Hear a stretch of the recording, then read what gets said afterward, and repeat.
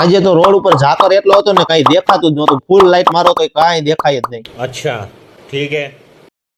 જય વસરાજ મિત્રો અને ગુડ મોર્નિંગ। સવારમાં આપણે તૈયાર થઈ ગયા છીએ, આપણો ઠેલો તૈયાર છે, હેલ્મેટ તૈયાર છે અને ગાડી પણ તૈયાર છે અને સાફા લેવાના છે આપણે રાજકોટ થી। તો ચાલો જવા દે અત્યારે ઓન ધ વે રાજકોટ।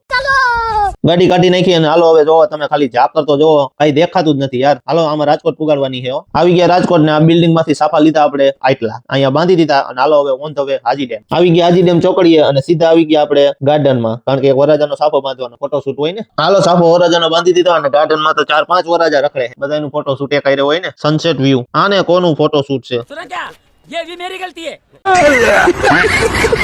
અને બાયણે નીકળ્યા હાઈવે ઉપર તા તો 8:30 વાગ્યા તો ઝાકર ઓછો નથી। પછી આવી ગયા આપણે, જો ગામનું નામ તો મને નથી ખબર, Sokhda, on the way Sokhda આવી ગયા આપણે। હાલો હવે થોડીક વાર પછી એન્ટ્રી થઈ જાય વરાજાની, એટલે સાફા બાંધીને આપણે જવા દઈ પાછા એક લગનમાં જવાનું છે। હાલો વરાજાની એન્ટ્રી થઈ ગઈ છે, તમે ગાડીઓ જોઈ લ્યો અને હવે જવા દઈ પછી આપણે ઓન ધ વે ઘર સાઈડ, અને મળીએ નવા બ્લોગમાં। ત્યાં સુધી બધાને બાય બાય અને ફોલો કરતા જાજો યાર।